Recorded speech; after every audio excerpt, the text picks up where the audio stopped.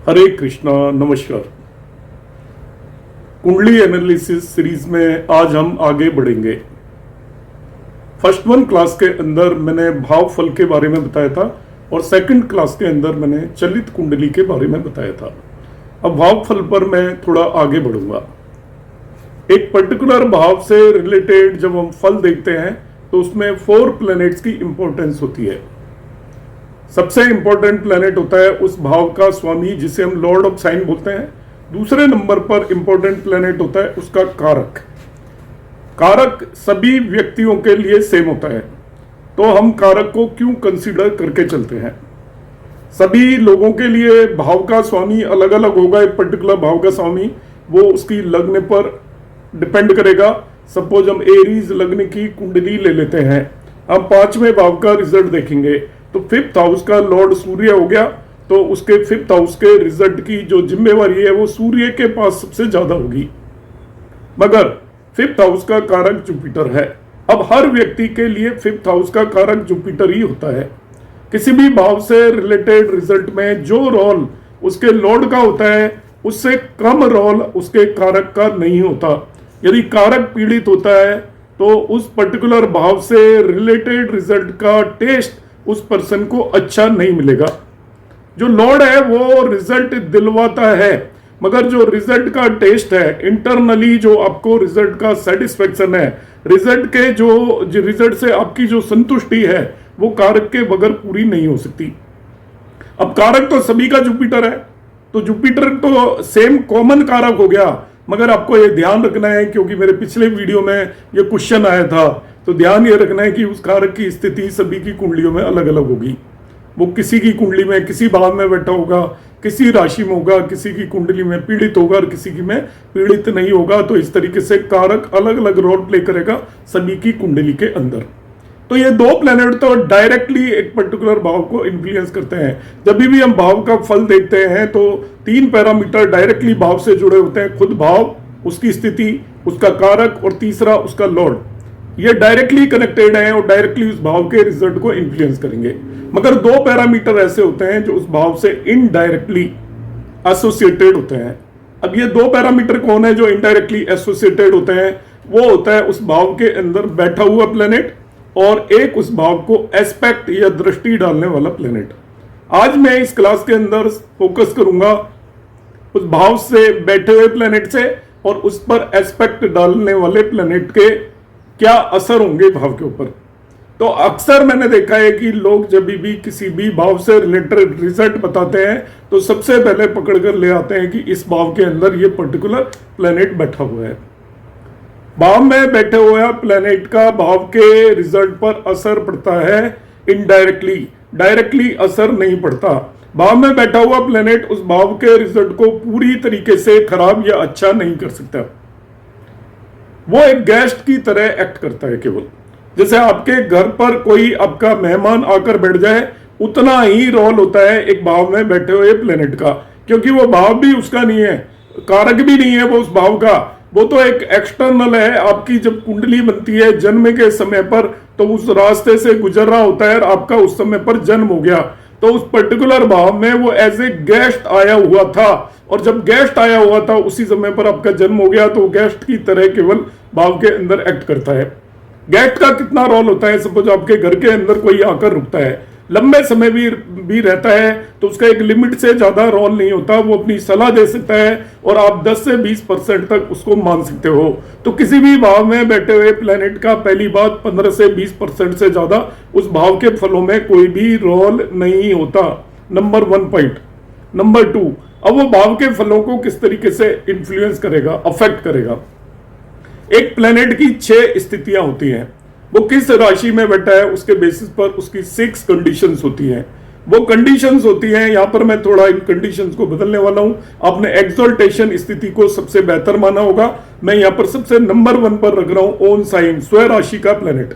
Number 2 पर आपका मान लीजिए एक्सोल्टेशन साइन, उच्च राशि का प्लेनेट। नंबर 3 पर हम मानकर चलेंगे उसको मित्र राशि, मतलब फ्रेंड साइन। नंबर 4 पर हम मानकर चलेंगे न्यूट्रल साइन, मतलब सम राशि में प्लेनेट बैठा हो। नंबर 5 होगा एनिमी साइन या शत्रु राशि ग्रही प्लेनेट। और छठे नंबर पर होगा डेबिलिटेटेड साइन या नीच राशि में। कोई भी प्लेनेट जब किसी भाव में जाकर बैठेगा, मूल त्रिकोण को मैं स्वराशि से अलग नहीं कर रहा हूं यहां पर, तो ये 6 स्थितियों में एक पर्टिकुलर भाव में जाकर बैठा होगा। अब उस प्लेनेट की खुद की उस भाव के अंदर कैसी स्थिति है, उस बेसिस पर उस भाव के रिजल्ट को वो बेटर करेगा या खराब करेगा। तो सबसे बेटर स्थिति होती है जब भी कोई भी प्लेनेट स्वयं राशि का यदि बैठा हो तो 100% रिजल्ट देने की उसकी कैपेसिटी होती है उस भाव की। हालांकि उस भाव के रिजल्ट को मैंने पहले ही बताया, उसका रोल 15 से 20% ज्यादा नहीं है, मगर जो उसका रोल है उसमें वो 100% रिजल्ट देगा यदि वो स्वयं राशि का बैठा हुआ है। वो स्वयं राशि का प्लेनेट सबसे कंफर्टेबल होता है, अपने घर में हुए प्लेनेट की पूरी से होती है, उसकी पूरी मर्जी चलती है, क्योंकि वो अपना खुद का घर है, उसमें किसी और से उसको पूछना नहीं है। एक्सल्टेशन साइन में जब प्लेनेट बैठा होता है तो उसका 75% असर होता है। अब आप कहेंगे कि मैंने एक्सल्टेशन को ऑन साइन से कम कर दिया। एक्सल्टेशन एक परिस्थिति है, स्थिति है। आप सपोज कहीं पर आपको इनवाइट किया गया एज ए चीफ गेस्ट, आप सबसे ऊंची सीट पर जाकर बैठ जाएंगे, मगर आपकी से पूरी तरीके से वहां पर नहीं होगी। से उन्हीं की होगी जिनका वो प्रोग्राम होगा। तो आपकी एक आनंदित स्थिति में, अच्छी स्थिति में आपको एक 5 स्टार होटल के अंदर एक रूम दे दिया गया, आरामदायक रूम आपको मिल गया, तो आरामदायक रूम में आप रह सकते हो, मगर उस होटल के कारोबार के अंदर, होटल के काम के अंदर, कमरे में क्या होगा क्या नहीं होगा, आपका कोई भी रोल नहीं होता। तो जब भी एक्सल्टेशन स्थिति में प्लेनेट होगा तो उस भाव से रिलेटेड जो रिजल्ट उसने देने हैं, मैंने कहा भाव के 15 से 20% रिजल्ट को वो इंटरफेयर नहीं करेगा, उसमें वो 75% रिजल्ट देने की स्थिति में होगा। तीसरी स्थिति मित्र राशि में जब भी प्लेनेट होगा तो वो 60% रिजल्ट देने की स्थिति में होगा, और वो न्यूट्रल राशि में है, ना ही मित्र है ना ही एनिमी है, तो वो उस भाव से रिलेटेड आपके 50% रिजल्ट देने की स्थिति में होगा। पांचवी स्थिति है जब वो शत्रु राशि में है तो वो केवल 25% रिजल्ट देने की स्थिति में होगा, और छठा यदि वो नीच राशि में है, डेबिलिटेशन में है, तो वो 0% रिजल्ट दे पाएगा उस भाव के। मगर नीच के साथ आप हमेशा ध्यान रखिएगा, क्या नीच भंग तो नहीं हो रहा है। यदि नीच भंग राजयोग बन रहा है तो वो वापस से स्वराशि जैसा हो जाएगा और 100% रिजल्ट देने की स्थिति में आ जाएगा। तो एक प्लेनेट एक भाव के अंदर 6 कंडीशंस में बैठा होता है। एक प्लेनेट का एक भाव के अंदर रिजल्ट देने में 15 से 20% से ज्यादा रोल नहीं होता। उस 15 से 20% का भी कितना हिस्सा वो रिजल्ट दे पाएगा वो उसकी इस बात पर डिपेंड करेगा कि वो 6 कंडीशंस में किस कंडीशन के अंदर बैठा हुआ है। तो ये मैंने भाव में बैठे हुए प्लेनेट से रिलेटेड कंसेप्ट बताया।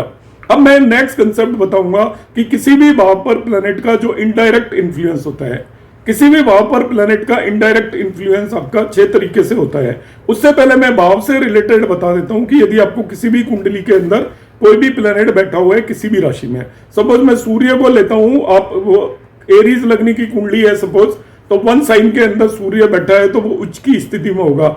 आपका लग्न में बैठा है तो 75% रिजल्ट देगा। 2 साइन में बैठा है तो वो उसकी शत्रु राशि है, वहां पर वो केवल 25% रिजल्ट दे पाएगा। 3 साइन उसके लिए न्यूट्रल होती है, बुध की राशि है, तो वो वहां पर 50% रिजल्ट देगा। 4 साइन मित्र राशि है तो वहां पर वो 60% रिजल्ट देगा। 5 साइन उसकी अपनी राशि है, 5वें भाव के में यदि वो बैठ जाता है तो वो आपके 100% रिजल्ट देगा। 6 साइन उसके लिए न्यूट्रल है, तो यदि 6ठे भाव में बैठता है तो 50% रिजल्ट देगा।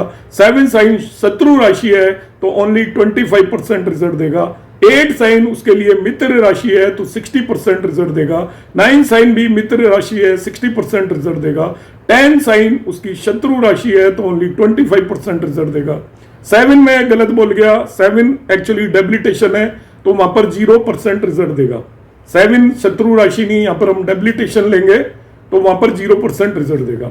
11 साइन भी उसकी शत्रु राशि है, वो 25% रिजल्ट देगा।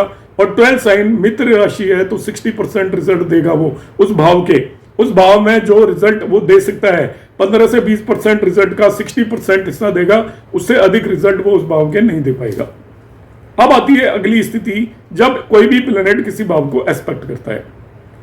एस्पेक्ट आपके सभी ग्रहों को 7th एस्पेक्ट दी गई है डायरेक्टली सामने जब भी बैठे हुए हैं। 7th एस्पेक्ट का मतलब होता है मिरर इमेज।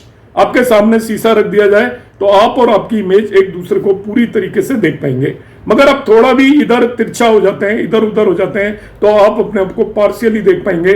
तो जिन ग्रहों की जो 7वीं दृष्टि होती है वो कंप्लीट दृष्टि होती है और पूरी तरीके से असर डालने में कामयाब होती है।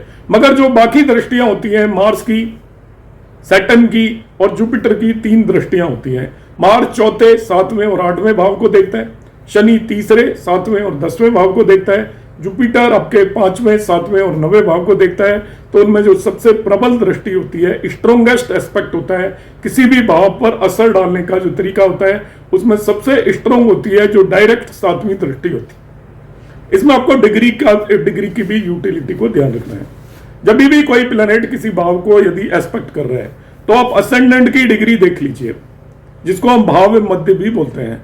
यदि एस्पेक्ट करने वाला प्लैनेट असेंडेंट की डिग्री के क्लोज है तो उस पर्टिकुलर भाव को वो बहुत ज्यादा इन्फ्लुएंस करेगा, उस भाव पर उसका एस्पेक्ट का बहुत अधिक असर पड़ेगा।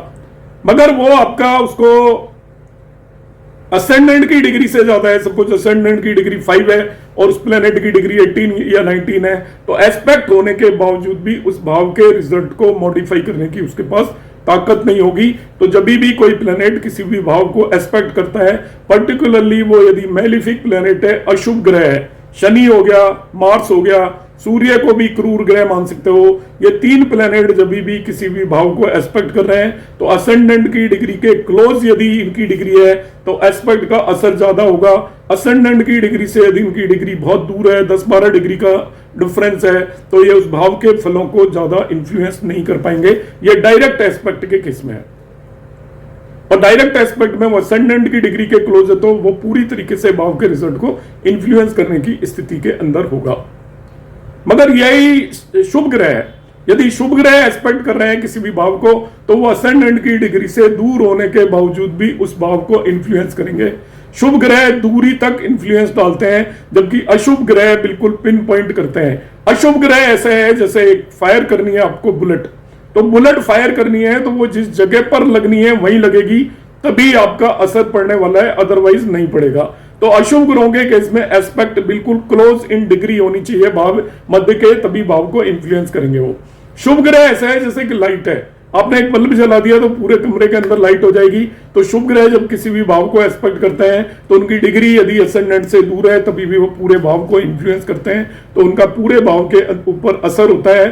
तो शुभ ग्रहों की जो दृष्टि होती है वो आपकी ज्यादा इन्फ्लुएंस डालती है। फर्दर जो एस्पेक्ट करना वाला प्लेनेट है उसकी खुद की डिग्निटी भी आपको देखनी है।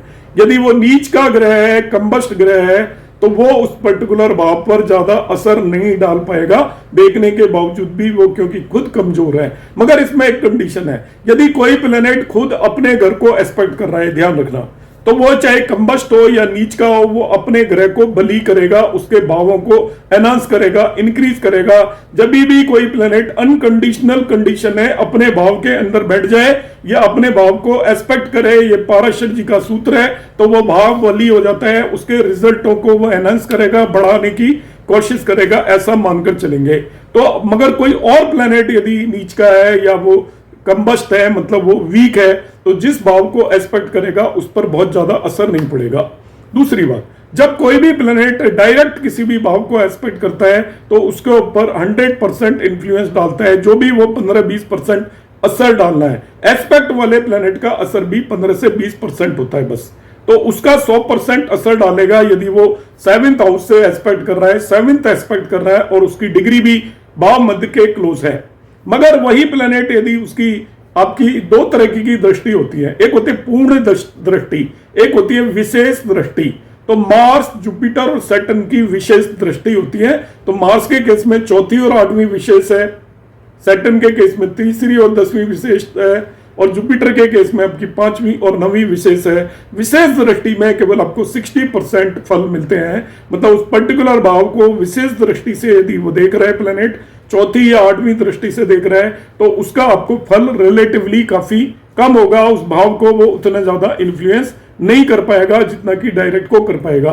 क्योंकि हम देखते हैं कोई भी प्लेनेट अपनी दशा में उस भाव के रिजल्ट भी देता है जिस भाव को वो एस्पेक्ट कर रहा है। अब उस भाव के कितने रिजल्ट मिलेंगे, क्या वो उस भाव के पूरे रिजल्ट देने की कैपेसिटी रखेगा? नहीं, वो उस भाव के केवल 15 से 20% रिजल्ट देगा।